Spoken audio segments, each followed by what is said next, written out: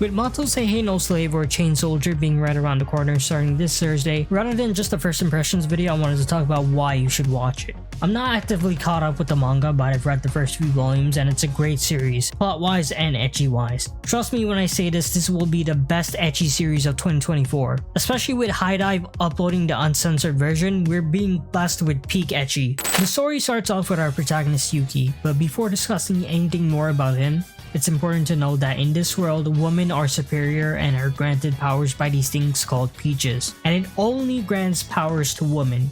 So men are basically bottom ranked. Now there's an alternate dimension to this world called Mato, which is filled with a bunch of monsters called Shugi. If they get out into the human world, obviously a catastrophe will unfold. So it's the job of this female organization, the Anti-Demon Corps, who are stationed in Mato to deal with them. Yuki ends up in the situation called a quote-unquote Mato mishap, which is when people somehow accidentally end up wandering into Mato. Immediately right after he wanders in, he's about to get attacked by Shugi, but he's saved by this girl Kyouka Uzen, who's the 7th Division captain of the Anti-Demon Corps and also our main girl. In an attempt to fight them off while both of them are cornered by several Shugi, she uses her power, which has the ability to turn someone or something into a slave. Not a literal one, by the way. Which turns him into this man-slaying beast while he still has his consciousness intact, so he's going to be Kyouka's quote-unquote slave when having to fight the Shugi, while also being the dorm caretaker for the 7th Division. Okay, enough of me talking like a Wikipedia page synopsis. To understand Kyouka's character better, we need to understand her goals. Just like Naruto wanted to be the Hokage, she wants to be the supreme commander for the Anti-Demon Corps. And this stems from her hatred and desire to destroy all the Shugi, just like Eren wanted to kill all the Titans. Due to her village being massacred by Shugi when she was young. Not gonna lie though, I do like the fact that Kyouka's powers kind of have a repercussion to it. So whoever she makes her slave, she has to grant their inner desires as a reward, and it has to be done whether she likes it or not. So the rewards she gives to Yuki depend on how much Shugi he kills. It can vary from a piece of candy to some sussiness, and some of them are pretty horny. I won't get into them much, but one of the rewards was her having to give Yuki some tongue-to-tongue action. While I did say I read the first few volumes, my memory isn't that fresh. I recently reread volume 1 though, so that's about all I remember and